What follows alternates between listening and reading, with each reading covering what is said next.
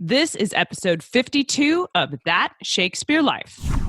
Hi, I'm Robert Henke. Another great method for studying the life of William Shakespeare includes listening to this, That Shakespeare Life, with my friend Cassidy Cash.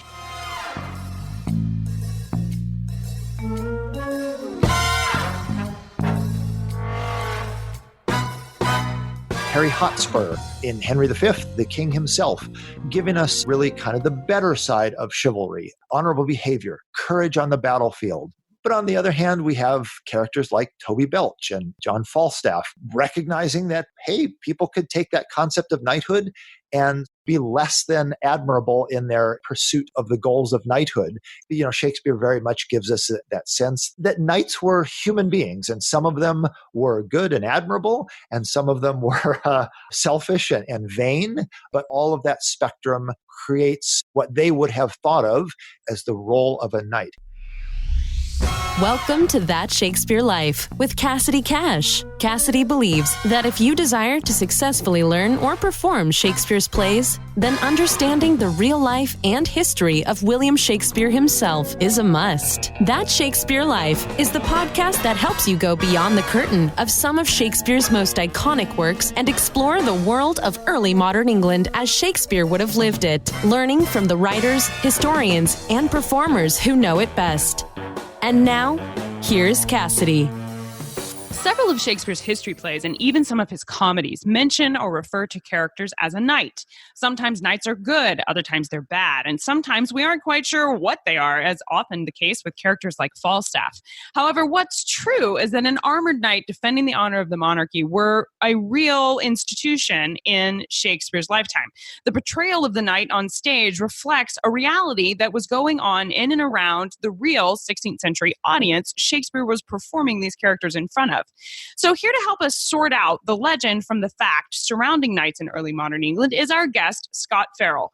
Scott is the founder and director of Chivalry Today, and he has more than 30 years' experience in the fields of arms, armor, and medieval military history. Scott has given lectures and demonstrations for a wide variety of groups with an interest in medieval history, armor, castles, knighthood, and the code of chivalry, including the San Diego Shakespeare Society, the San Diego Historical Society, among many others. Scott joins us today to share with us the history of knighthood in Shakespeare's England and what we need to know about that history when we encounter a knight inside Shakespeare's plays. Hello, Scott. Welcome to the show. Hello, Cassidy. Thank you for having me on the podcast. Were real knights like we think of from King Arthur legends and such, were they active during Shakespeare's lifetime? Well, that's a little bit of a broad question, because when we think about, particularly you're mentioning knights of Arthurian legend, that's not really reflective of real knights any more than you might say today that legends that we would have, stories of comic book superheroes are not necessarily representative of what we would expect of people today. So in that regard, there were not knights like we would think of as from Arthurian legend in Shakespeare's time, but there weren't really those kind of knights even in the Middle Ages. Those are more kind of representative or legendary figures. There certainly were knights around in Shakespeare's time, and knights were doing all the jobs that knights had done throughout medieval history, which is to say, leading and serving on the battlefield, but also being active and participating in what we would think of as law enforcement and justice in the court system and public service, being leaders and political administrators in every level of government. So yes, certainly the people of Shakespeare's time would have been familiar with knights and their roles in Elizabethan England, and would certainly have recognized a knight in armor as a figure of social and military leadership. So for the audiences, when they see these characters coming out on stage for Henry V, the Fourth, and the Sixth, that are mentioning all these knights in battle, that wasn't a foreign idea for the audiences watching it on stage then, like it kind of is for us today. We're not real sure what a knight is, but for his audiences, they'd have recognized that instantly. Yeah, and so we find a lot of language of knighthood and chivalry throughout Shakespeare. So one of the examples that I love to use in Macbeth, because you mentioned some of Shakespeare's history plays, but those were not the only plays that were set sort of in a medieval culture, in a medieval setting.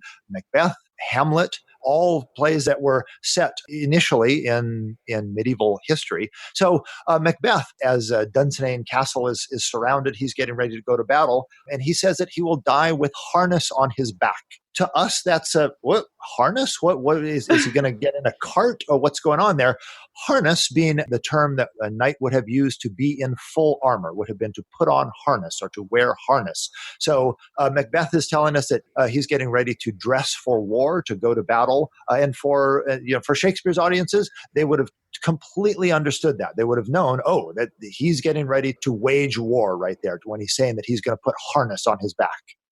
Now, you mentioned that the history plays are not the only place that we see knights, and one of the places we find a knight in Shakespeare's plays outside of warlike Macbeth and places where you would think that is in A Midsummer Night's Dream. Thisbe is accused of being a wandering knight, and I wonder if you could explain what it means to be a wandering knight. Weren't knights in service to a specific household?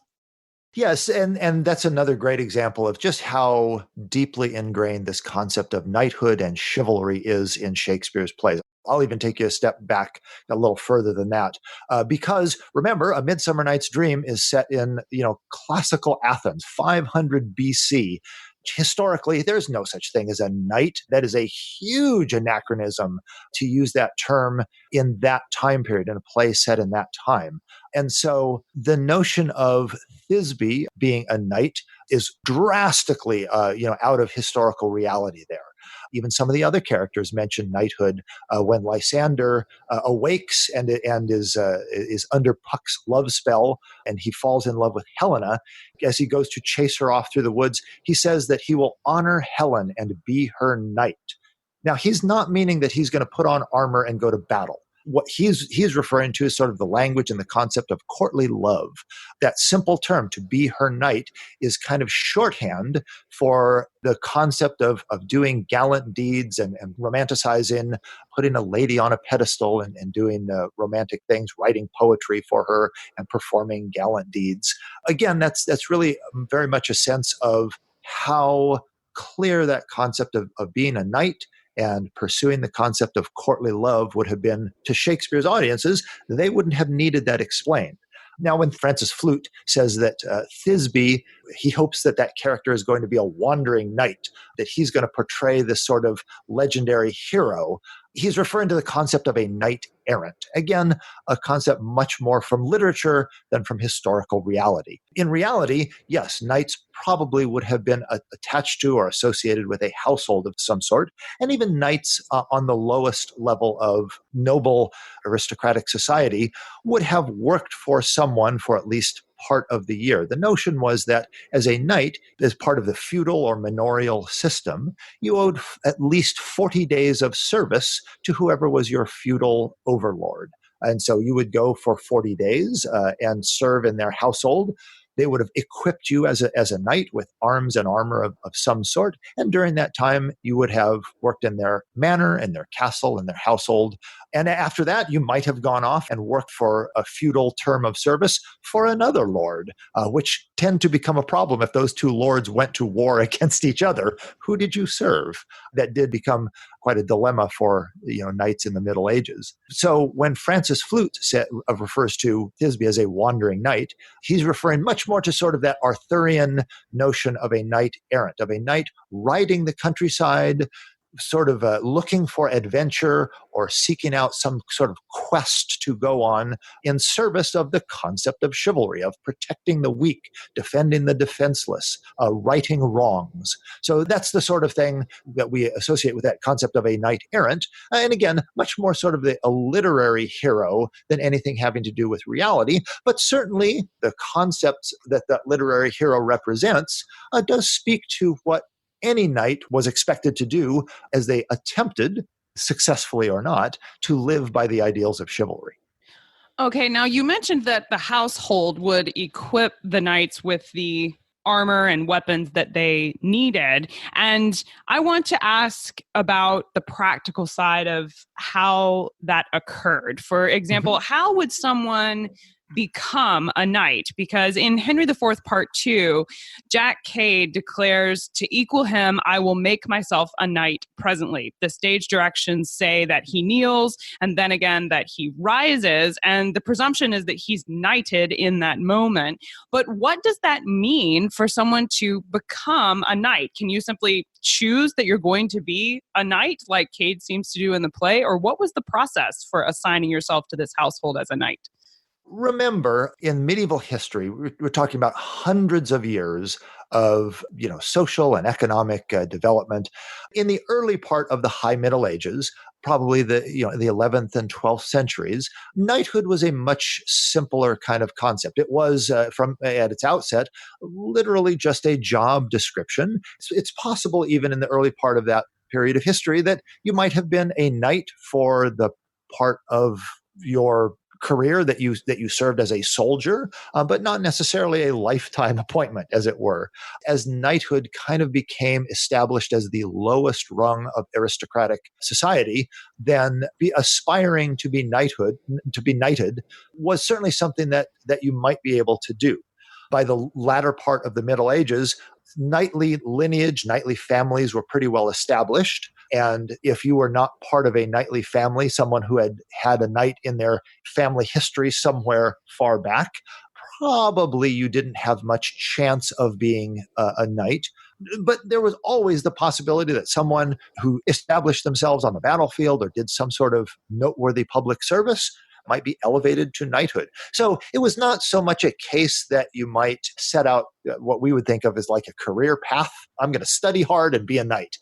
Not that sort of thing necessarily, but certainly something that you would be rewarded with if you or someone in your family did something noteworthy or distinguished that you might achieve eventually. I mean, in terms of social order, though, and status, there obviously were people lower in social order than the knight, but he wasn't the top of things either. Explain where the knight fits into sort of the pecking order of society in terms of being well respected. Yeah, so knights were generally what we would think of as kind of the bottom rung of aristocratic society. Now, even by Shakespeare's time, there was even a little bit of a distinction between a knight, somebody who had formally been knighted or granted that title, and an esquire, somebody who was of knightly degree, but had not been knighted for whatever reason, whether economic or practical consideration. There's even a fine distinction between those two: an esquire, somebody who could be a knight, and a knight themselves. Now, remember, a knight is just a title. Somebody who was a knight, who had been knighted, could be of a modest family of the gentry, but even peers and the royalty had the title of knight associated with them as well. So we see various levels of knighthood from, again, just like a country knight or a country esquire, somebody who might have like a little government title, somebody who might represent their local town or shire, right up to the members of the Order of the Garter, which is the noble order of knighthood of the dukes and earls and royalty that would have served in Parliament. And that's the same one that comes up in Henry VI, Part 1, right? Correct, You're talking yes. about where he talks about knights of the Garter were of noble birth. That's this Knights of the Garter that you're talking about. Yeah, that goes back to King Edward III, who during the 100 Years' War felt that he needed to create an well-respected order of knighthood. And so in 1348, he created the Order of the Garter, 24 members of the English aristocracy that would serve as representatives and leaders in the conflict with France. And he gave them all garters, which is to say a sort of little belt that goes around the leg. And that order of knighthood became kind of the premier order of chivalry for the English royalty. It was a monarchical order of knighthood, one that was granted by the monarch, the king, or queen in Queen Elizabeth's case. Yeah, that is the order that's being referred to in that play. So there was actually a chivalric code that they adhered to during, you mentioned Queen Elizabeth specifically. Were there knights under Queen Elizabeth following some kind of chivalry code? Yeah, and it's important to recognize that when we say code of chivalry, there's not a specific or formalized code that was recognized universally. Every knight sort of had a different sense of chivalry and personal honor that they followed, which is sort of one of the problems of chivalry. There's not one touchstone that everyone can follow. But certainly there were ideals associated with that notion of chivalry, everything from courage and honor to humility and service and charity. That kind of the mix of those principles, of those ideals, sort of created that notion of chivalry. We look back into history, and it would sure be nice if every knight would have followed that code or tried to live up to that ideal. But even knights writing about the concept of chivalry in the 13th and 14th century recognize that, hey, living by the standard of a code of honor is a hard thing to do. It's hard to live up to those ideals, and even knights themselves find it that falling short of those ideals is far more common than living up to them. Chivalry, it has been said, was recognized almost as often by its lack than by its presence. So there was something of an attractiveness to being a knight in that it was a hard thing to be that honorable. Yes, yeah, absolutely. And it's delightful that Shakespeare, as in so many of his characterizations, he gives us kind of that full range of what it means to be a knight. On one hand, we have characters like in Henry IV, Harry Hotspur; in Henry V, the king himself, giving us really kind of the better side of chivalry, honorable behavior, courage on the battlefield. But on the other hand, we have characters like Toby Belch and John Falstaff, recognizing that, hey, people could take that concept of knighthood and be less than admirable in their pursuit of the goals of knighthood. Shakespeare very much gives us that sense that knights were human beings, and some of them were good and admirable, and some of them were selfish and vain. But all of that spectrum creates what they would have thought of as the role of a knight. And I think it's, still very much the way we would approach like our modern image of a politician. We like to make jokes about corrupt and ineffective politicians, but there are certainly plenty of people in politics who do a good job, who are in it for all the right reasons, who are trying to effect public service to make the world a better place. Or even like police officers, I think, would fit the idea of a knight, kind of. Yeah, in that you have absolutely. good and bad. Yep, absolutely. Very, very much. Again, it's not a surprise. It's not a mistake that a lot of our terminology for police officers, things like constable, sheriff, marshal, all of those were jobs that knights would have done during the Middle Ages. All those notions of protecting the public and pursuing criminals, all very chivalric things to do in very much the same way. Yes, there are lots of good police officers who do it for the right reasons. There are probably a minority of bad police officers who are corrupt or just ineffective, but who tend to give the field of law enforcement something of a bad name, much like knights who were ineffective in medieval history kind of gave the concept of knighthood a bad name. Well, I want to ask you about another legendary aspect of knights. Sure. And ask you to tell us about the real history for the 16th and 17th century. And that's the idea of whether knights were ever called upon to duel for the purpose of honor and other formal disputes. I think one of the classic images of knights is we have them on horseback running at each other with a joust. Was this happening for Shakespeare's audiences? Well, that's a big question, and certainly we could.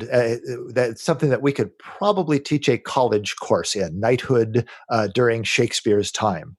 But to condense things a little bit, on one hand, remember that particularly during the reign of Queen Elizabeth, one of the ways that Elizabeth the First, a woman ruling a country in what was very much a man's world at the time, kind of brilliantly used that classical image of the knight and the ideals of chivalry to kind of help cement her position as leader of the country.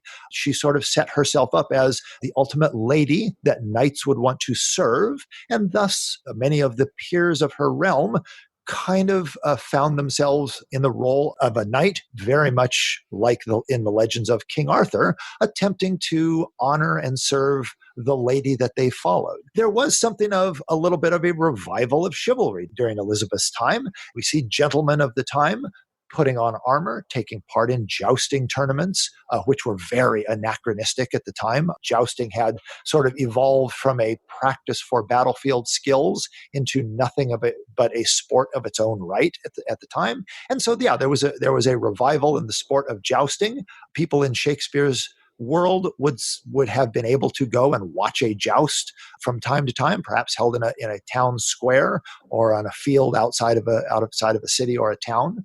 Along with that, there was something of a craze of dueling taking part in the 16th century that was fueled in part because much of what we would think of like the middle class, the merchant class, was sort of being elevated to, at least in a practical sense, elevated to a status that only nobility would have enjoyed in previous centuries. And so we have merchants and patrician gentlemen walking around armed with rapiers, the new this fad that had come in from Spain and Italy, and practicing the art of dueling, going to fencing schools, learning to use their swords like knights would have done in previous centuries.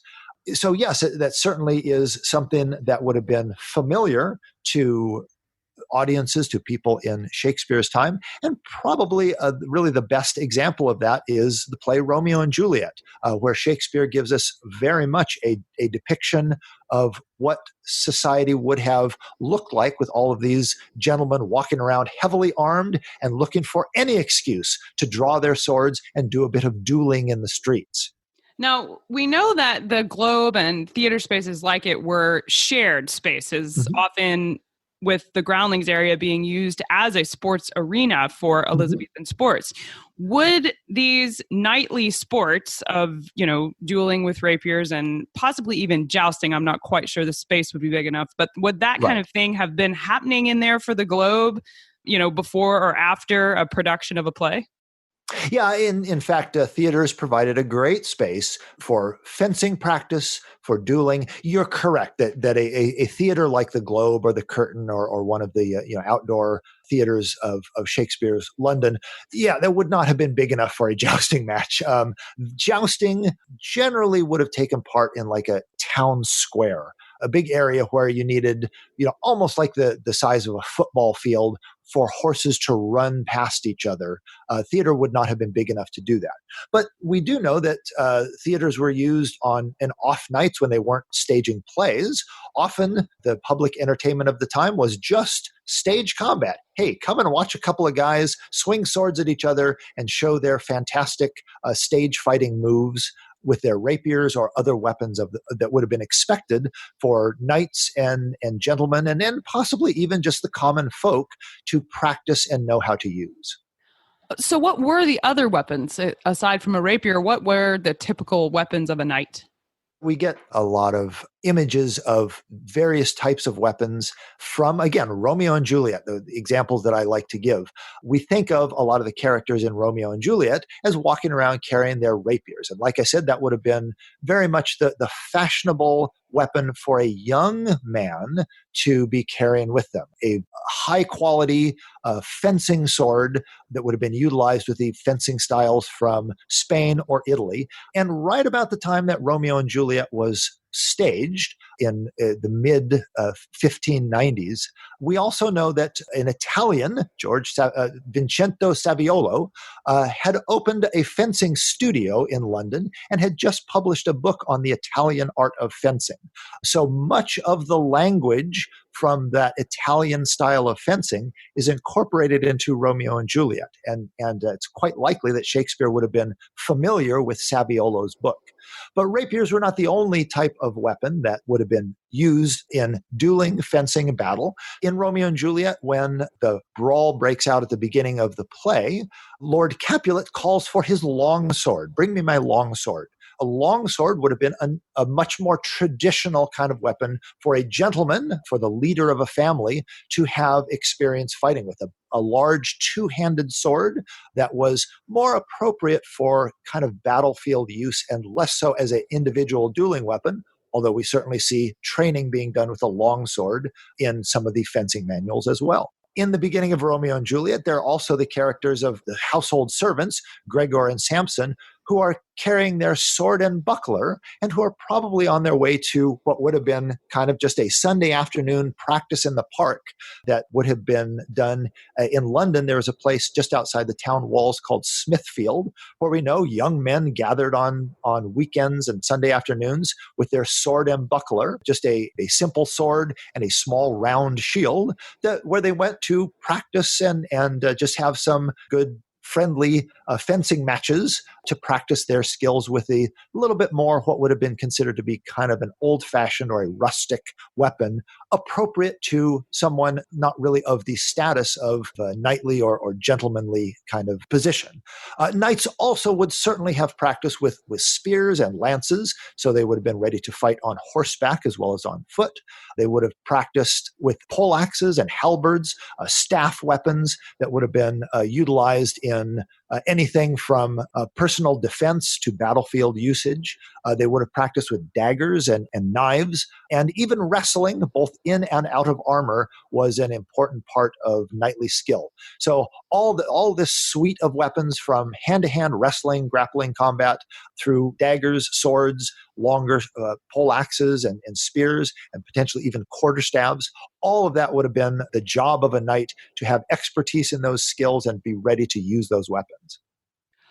Okay, now I don't know if I'm pronouncing this correctly, but my 9-year-old son insists Yes. that he know whether a knight would have actually used the flail, which is that ball and chain. It's the long stick with the spiky ball on the end of it connected by a chain. Is that a real weapon knights in the 16th and 17th century would have practiced with? Yeah, I hate to break it to your 9-year-old son, but probably not. Oh no! The referred to more correctly as a morning star.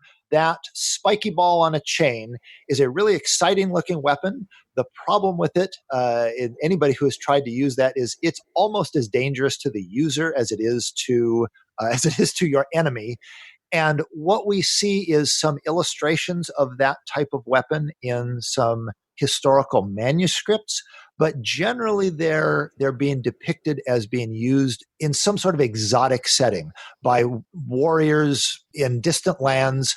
And so although it was used as sort of a visual shorthand for the type of weapon that somebody in the Far East, for example, might have used, we don't really see anything in the way of historical artifacts indicating that any of them were ever put into use. So just not very practical. It could have been a Exactly. safe prop for somebody, but not exactly. Yeah, okay. And in fact, it's interesting. There have been several of those that have been on display in museums for quite a while as medieval artifacts. In the last 20 years or so, a lot of museums have been taking them off display because they're realizing that those were kind of prop weapons that were made in the 19th century as replicas that they thought medieval weapons would have been. So now they're realizing that those things really don't go back to the Middle Ages, that they are forgeries, if you will. So a lot of museums have taken them off display recently. A great example of why it's important to separate the legends and literary stories from the history of the time period. Well, this is exciting. I love this idea of exploring the night, and I know we would love to learn more. So what are some of your favorite books and resources that you might recommend if we want to look into this a little deeper? Sure. There's some really good books about medieval knighthood to be found. The one that I would certainly recommend, if you're going to look at one book to really kind of give you an overview of knighthood in the Middle Ages, it's a book called Chivalry by Maurice Keene, really kind of the go-to book for understanding both the role of the knight and the ideals of chivalry. You might also look at a book called The Knight and Chivalry by Richard Barber, one of the most respected historians on knights in the Middle Ages. And there's another great book called Chivalry and Violence in Medieval Europe that really kind of gives a sense of some of the things that we've been talking about here, kind of the role of the knight and the good and bad side, the light and dark side of chivalry as it was practiced by Richard Quaper. Those 3 books that I would recommend. And certainly if you want to understand a little bit more of the literary side of knighthood and chivalry and knights errant, you definitely will want to look at Le Morte d'Arthur and one of the many excellent translations of that you can be found to understand how the legends of King Arthur and the Knights of the Round Table were being understood in the 15th and 16th centuries in this sort of post-chivalric or post-medieval era. Well, those are excellent resources. Thank you so much for those. We'll link to all of those in the show notes for today's episode. Great. Now, we ask everyone this next question here at That Shakespeare Life, and that's, what's the one book you would take with you on a deserted island? My friends in England tell me I'm supposed to allow you the complete works of Shakespeare and a copy of the Bible, so this choice would be in addition to those. Okay, good. So as long as we have Shakespeare already on the bookshelf and have to add one more to that, I would reach for the novel The Once and Future King by T.H. White. To me, that's a great modern kind of interpretation of the Arthurian legends. It's a beautiful illustration of kind of the characters and emotions behind all of those great tales of King Arthur. It's a book that I read every few years or so. I go back and read it, and I always get a little something different or new out of it, much like reading the plays of Shakespeare, where you always get a little different sense every time you read them or watch them. There's always a little deeper you can go into that book.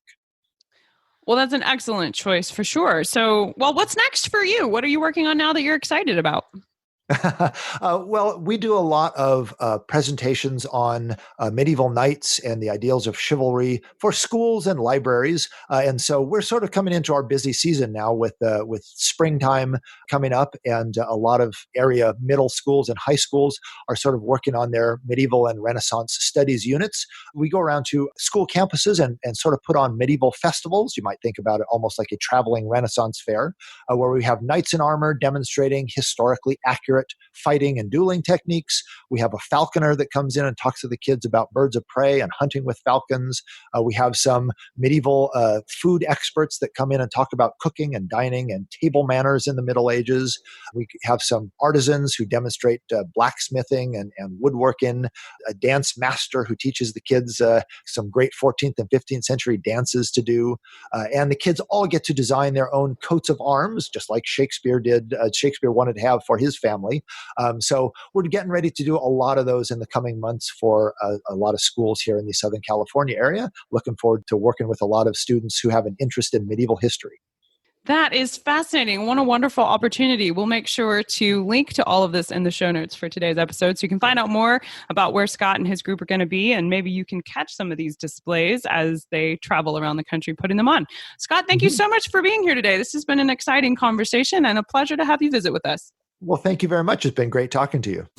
To find links for the resources Scott mentions in today's episode, as well as to find out more about Scott and his organization, Chivalry Today, and all of their great presentations they do for schools around the country, you can find all of that and more in the show notes for today's episode, along with the extra history about knights and Shakespeare's time period that we pack in there for you each week at CassidyCash.com/episode 52.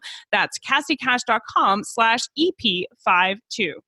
And when you stop over there, don't forget to check out the That Shakespeare Life newsletter, where you can download a printable graphic of all the weapons of a knight. Hopefully that helps you if you are studying the knights, or certainly if you're teaching this topic, as a great handout that you can use. And that's completely free when you sign up for the newsletter.